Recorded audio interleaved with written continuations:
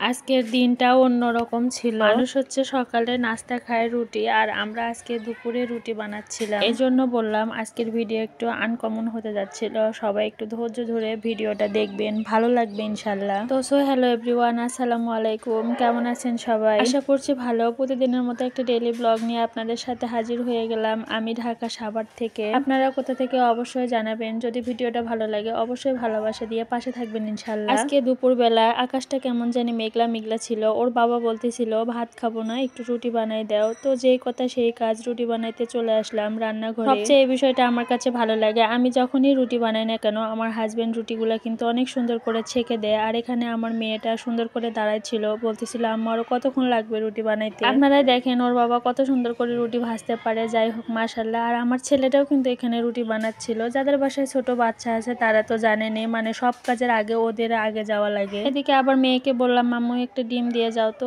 আবার ডিম দিতে পারতেছিল না। পরে ওর বাবা দিয়ে দিল ফ্রিজ থেকে। ডিম শেষ হয়ে গেছিল, একটাই ছিল, সেটা হচ্ছে ভেজে দিব। আর এখানে আমি কিন্তু মিষ্টি কুমড়া ভাজি করে নিয়েছি, ওইটা দিয়ে আজকে আমরা দুপুরের নাস্তা করব। আর এখানে রুটিগুলা কেমন হইতেছিল আপনারা একটু অবশ্যই কমেন্ট করে জানাবেন কিন্তু। আর এই আমার বাবাটা দেখেন, বাবাটার আমার দেখতে দেখতে 2 বছর পূর্ণ হয়ে গেল আজকে।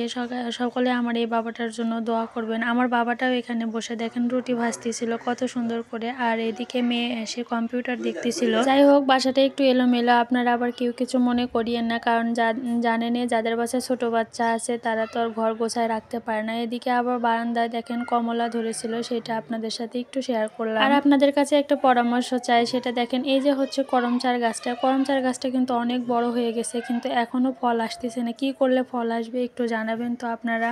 আজকের ওয়েদারটা কেমন জানি একদম মেঘলা মেঘলা, ভালো লাগতেছে না, এই জন্য ভাত খাইতেও ভালো লাগতেছে না। এই জন্যই আমরা রুটি বানাচ্ছিলাম। আর আমার ছেলে দেখলেন কি একটা দৌড় দিয়ে দিল। আর এদিকে কথা বলতে বলতে ওর বাবা দেখেন সবগুলা রুটি ভেজে নিয়েছে। মেয়ে আবার বলতেছে আম্মু আমাকে একটা তেল দিয়ে ভেজে দেও, ও আবার এটা অনেক পছন্দ করে, এই জন্য একটা রুটি আবার আমি তেল দিয়ে ভেজে দিলাম। আর ডিমটা কিন্তু দেখেন ওর বাবাই ভাজি করবে, কারণ আমি ডিম ভাজি করলে আমার কাছে মজা লাগে না। ওর বাবা যখন ডিমটা ভেজে দেয় তখন আমার কাছে অনেক মজা লাগে। আর আমার বাচ্চারাও কিন্তু ডিম অনেক পছন্দ করে। যাই হোক জামাই বউ দুইজনে মিলেই আমরা আজকে রান্না করতেছিলাম। আসলে দুইজনে রান্নাঘরে থাকলে না অনেক ভালো লাগে, গল্পের সাথে সাথে রান্নাটাও হয়ে যায় আর মন অনেক ভালো লাগে। আর আপনাদের কাছে ডিম ভাজি দিয়ে রুটি খাইতে আপনাদের কার কার ভালো লাগে অবশ্যই একটু কমেন্ট করে জানাবেন ইনশাআল্লাহ। দেখেন ডিমটা দেখে তো সত্যি মনে হচ্ছে অনেক মজা হবে, তাই না? আসলেও ডিমটা অনেক মজা হয়েছিল, আমরা যখন খেয়েছিলাম সত্যি অনেক মজা হয়েছিল। যাই হোক আজকে দুপুরে আমরা এটাই করেছিলাম, সেটাই আপনাদের সাথে শেয়ার করলাম। যদি ভালো লাগে অবশ্যই লাইক কমেন্ট শেয়ার করে পাশে থাকবেন ইনশাআল্লাহ। আর আমার মেয়ে বলতেছিল যে আম্মু এটা আমাকে একটা